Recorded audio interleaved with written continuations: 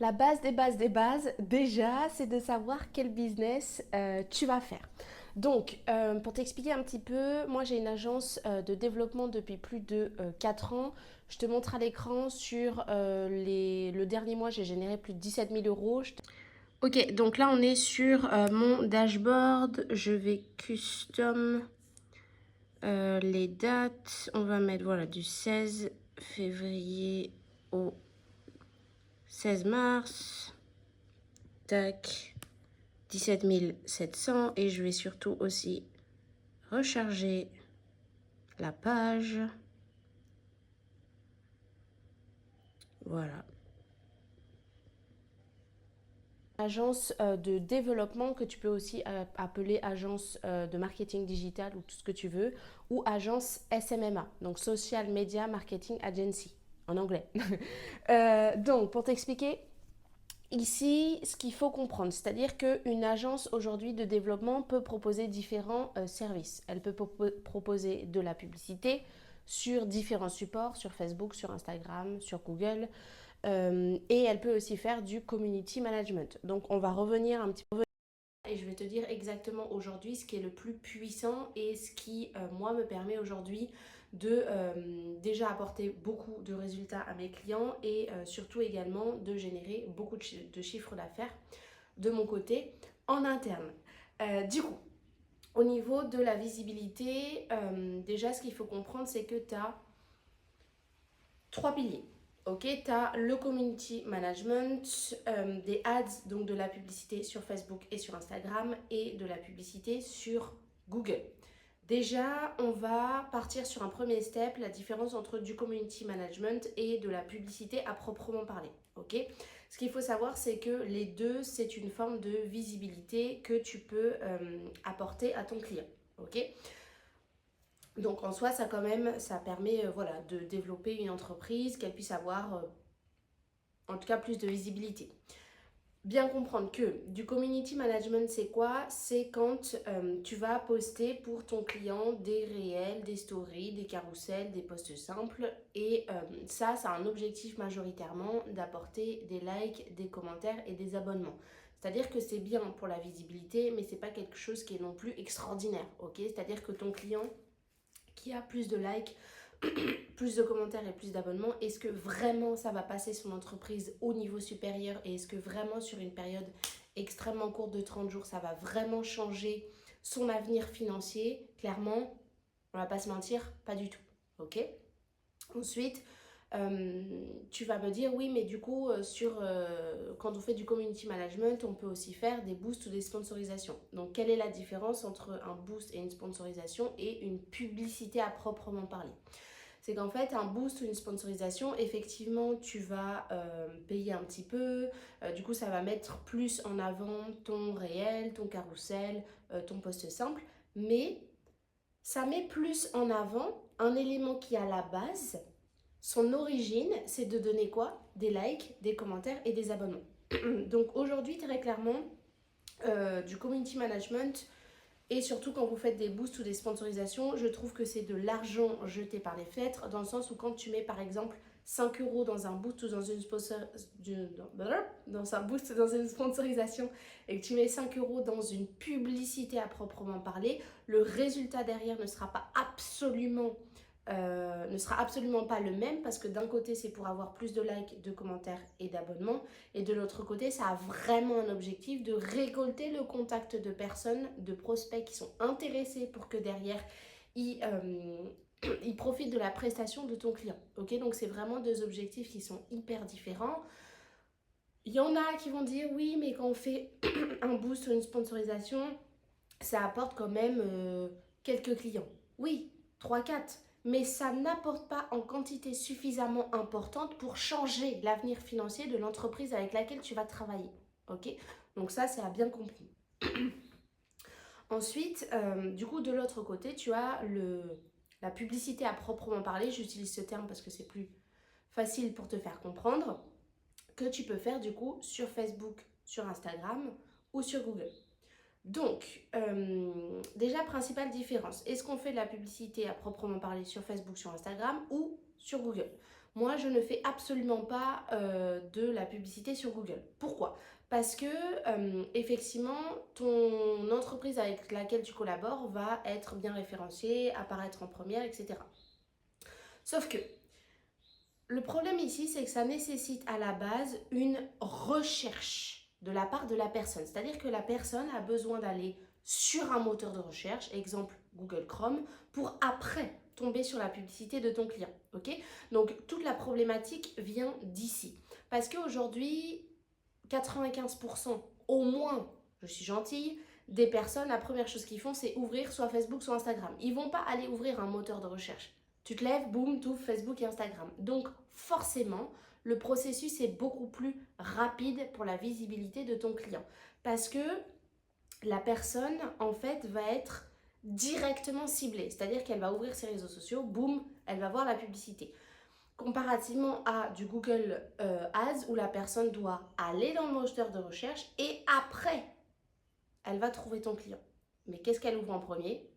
Elle n'ouvre pas Google Chrome ou un moteur de recherche. La première chose qu'elle fait quand elle se lève, boum, c'est qu'elle ouvre les réseaux sociaux. Donc la démarche est, pour cette raison, beaucoup plus rapide. Autrement dit, pour aller un petit peu plus loin et vraiment te faire comprendre, pour que ton client est vraiment derrière des prospects qui viennent profiter de sa prestation, ça nécessite que la personne fasse une recherche sur Internet et qu'après, elle trouve ton client. Alors que là, on a un pas d'avance. C'est-à-dire qu'on met ton client devant des prospects qui sont intéressés pour qu'après, ils viennent. Donc en fait, on va directement les chercher et non pas eux qui vont chercher ton entreprise. Tu vois, c'est le switch qui est inverse, ce qui fait que derrière, les résultats sont beaucoup plus rapides. Donc ça, c'est du coup au niveau du pourquoi, du comment est-ce que je fais uniquement des campagnes publicitaires sur Facebook et sur Instagram Ads. Ensuite, pour t'expliquer un petit peu plus le processus de la publicité, si je peux te donner une image, la publicité qu'on va faire du coup sur Facebook et sur Instagram, c'est comme grosso modo de la publicité qu'une personne va voir à la télé. Ok? Sauf que à la télé, c'est pas une publicité qui va être ciblée. C'est-à-dire que tu peux avoir un enfant de 3 ans, un parent de 40 ans et les grands-parents de 90 ans. Ok? Et ils sont tous dans le canapé, ils vont tous voir la même publicité. Mais la publicité ne cible pas tout le monde. Elle ne correspond pas à ces 3 tranches d'âge différentes. Ok? Donc ça, c'est la première problématique au niveau du ciblage. Et la deuxième problématique, c'est qu'aujourd'hui, très très peu de personnes maintenant regardent la télé et 99% des personnes sont sur les réseaux sociaux. Donc c'est pour ça que c'est hyper puissant aujourd'hui parce que on est sur une plateforme dans laquelle est 99% de la population et en plus c'est ciblé. C'est-à-dire que ton client va vouloir avoir un type de prospect spécifique et ce profil-là, tu vas pouvoir justement spécifiquement le cibler. C'est-à-dire que ta publicité ne va être vue que par ce type de personne-là que ton client recherche. Ce qui fait que derrière, ça fait vraiment un combo qui est parfait. J'ajoute à cela qu'il faut bien comprendre que la publicité à proprement parler que tu vas faire sur Facebook et sur Instagram, ça a un objectif spécifique de récolter le contact des personnes qui sont intéressées pour que derrière, elles puissent profiter de la prestation de ton client. Donc en fait, ça, c'est un élément qui est beaucoup plus vendeur, ce qui fait que tu vas avoir beaucoup plus, toi, de clients dans ton agence, parce que ici, tu peux en fait garantir à ton client un certain nombre de nouveaux clients, mais surtout du chiffre d'affaires. Ok? Chose qui est extrêmement difficile avec du community management. Je vais être complètement transparente. Le community management n'a pas un objectif d'augmenter un chiffre d'affaires. Par certaines personnes, c'est vendu de cette façon.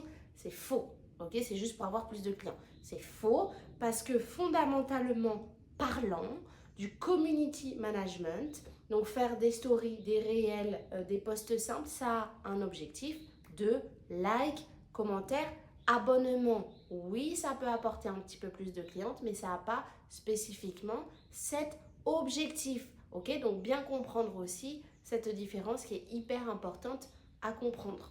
Petit point aussi supplémentaire pour ta culture générale.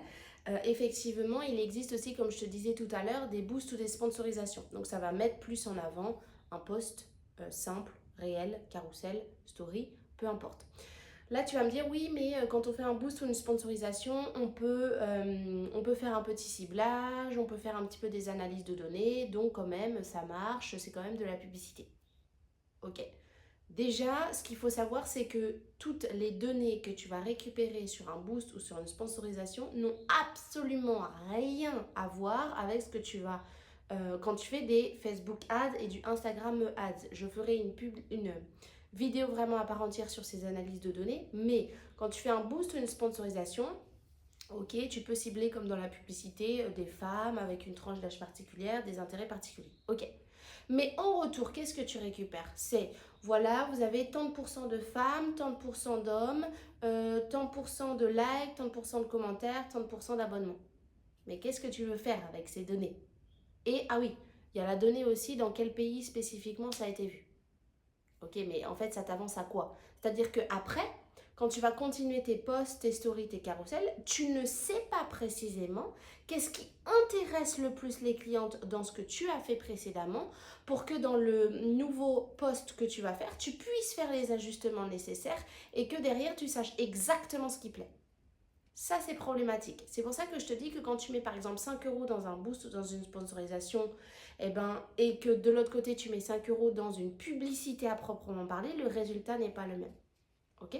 Déjà parce qu'on n'est pas sur like, commentaire, abonnement, je me répète, mais parce qu'on est sur une récolte de prospects à proprement parler, mais surtout aussi avec ces données que tu récupères. Parce que dans une publicité à proprement parler, tu vas spécifiquement savoir, ok, dans ma publicité, qu'est-ce qui intéresse le plus les personnes qui la voient? Est-ce que c'est le visuel? Est-ce que c'est le texte? Est-ce que c'est le formulaire dans le visuel? Est-ce que c'est spécifiquement tel plan, tel plan, tel plan? Est-ce que c'est plus telle phrase, telle phrase, telle phrase? Tu as des données qui sont beaucoup plus particulières. Et tu vas notamment avoir le ROI, donc le ROI, le ROAS, le coût par leads, le coût par 1000, le coût par résultat. Donc, tu vas spécifiquement savoir, ok, si j'investis 5 euros, combien est-ce que ça me rapporte derrière? Alors que quand tu fais un boost ou une sponsorisation, tu sais combien est-ce que tu investis, mais tu sais pas précisément derrière, ok, combien j'ai payé pour avoir une personne qui, par exemple, va m'envoyer un message privé ou laisser un like ou laisser un commentaire. Tu ne sais pas. Donc, c'est pas intéressant pour toi derrière au niveau même de ton système, au niveau même de comment est-ce que tu vas après derrière indiquer à ton client, ok, on a investi tant, ton retour sur investissement c'est tant, donc ça reste rentable, on peut continuer. Tu peux pas.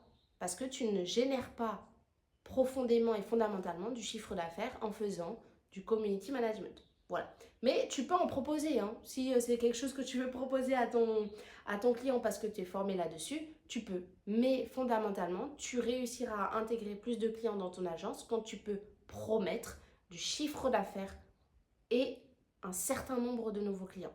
Ok, donc ça c'est la base générale de quel business il faut lancer et sur quelle plateforme. Ok, donc là on est sur mon dashboard. Je vais custom les dates. On va mettre voilà du 16 février au 16 mars. Tac, 17 700. Et je vais surtout aussi recharger la page. Voilà. Généralement, une agence de développement, quand tu fais des ads, donc de la publicité à proprement parler sur Facebook et sur Instagram, c'est le meilleur business. Et surtout, si jamais tu as des questions, je t'ai mis mon Instagram dans la bio. Pose-moi toutes les questions que tu veux et je te répondrai directement. Ciao, ciao!